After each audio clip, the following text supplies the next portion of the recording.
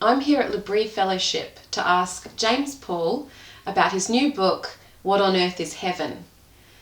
So, James, firstly, why did you write a book about heaven?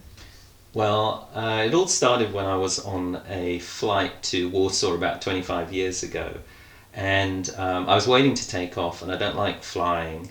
And so, quite naturally, I was thinking about the plane crashing and me dying. And I knew that I was a Christian, and I knew that if I died, it would go to heaven. But I suddenly realized that I didn't really want to go there. Like all the images that I had of heaven, of being this disembodied soul floating in a cloudscape with angels playing harps, and all those kind of images I had, they just seemed so unattractive, and compared to the life that I knew and all the things that I enjoyed, the good things on earth. So, I thought, wow, there's some kind of problem here, because as a Christian, heaven should be our greatest longing and our greatest joy, and but I just didn't want to go there, and I thought, wow, maybe there's something wrong with me, or maybe there's something wrong with my view of heaven, and that really started me off thinking about all kinds of questions like, what is heaven? Where is heaven? If heaven does exist, why hasn't science found it?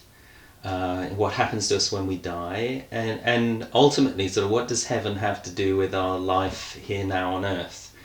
And so one of the first things I did is I began to look at the Bible and began to try to see what the Bible actually says about heaven.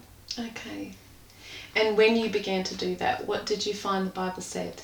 Well, it really surprised me straight away, because I think a lot of us have this idea about heaven that we're just kind of waiting to escape our earthly lives and escape up to heaven, and when Jesus comes again, he'll take us to be with him in heaven.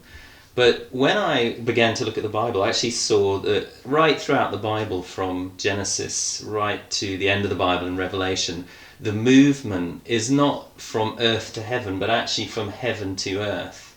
And the whole of the Bible actually is not about us escaping to heaven, but about God bringing heaven to earth.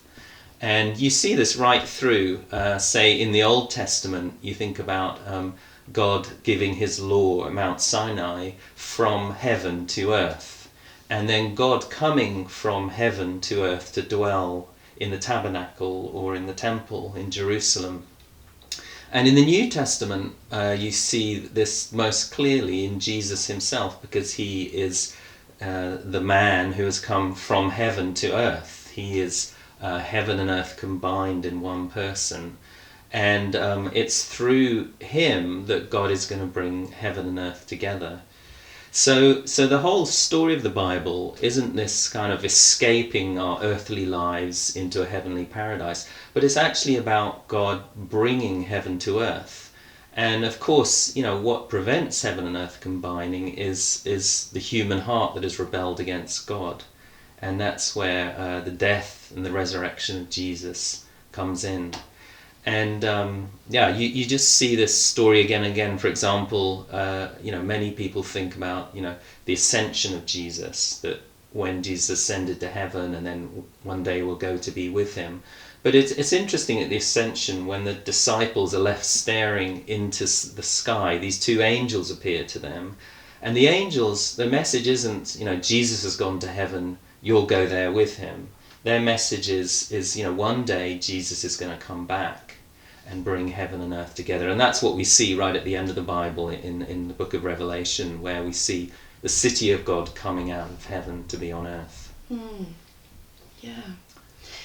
You talk in your book about heaven being a dimension. Can you explain what you mean by that? So, a lot of the time we think about heaven as a place. So, might think about it as, heaven is the place where God lives and it's somewhere out there in the universe. But I think actually that's not the way that the Bible talks about heaven, and I don't think the Bible writers saw heaven in that way. They knew that God didn't live somewhere within his creation, that he was bigger than the creation. And so when they talk about heaven, they talk about particularly it having the throne of God. The throne of God is in heaven, and the idea behind that is it's the place from where he rules, or where his will is done. And so what they're getting at really is, and this is the kind of the way that I put it, is heaven. It's not a place, but it's the dimension of reality where God's will is done. And I try to use this picture in the book of a kind of analogy of flat land. So you can imagine, so flat land is a land of only 2 dimensions. So it's just got length and width. It's a bit like a bit of paper, just flat like that. And the earth is like flat land in one sense, but heaven is like this dimension, 3rd dimension, that adds height or depth to flat land. So you can imagine if you suddenly get a 3rd dimension added onto flat land, this flat piece of paper, this square, immediately becomes a cube, which has like an infinitely amount more of meaning and richness and depth and glory to it than just the plain square does. And I think that's what heaven is like. When you add the dimension of God's will to our earthly lives, it gives this meaning, richness, depth to our lives. It doesn't negate earthly life as if earthly life is bad, but it completes and fulfills and deepens it. And that's really the offer that Jesus makes us, and what he's enabled through his death and resurrection, that we can actually become a part of heaven on earth.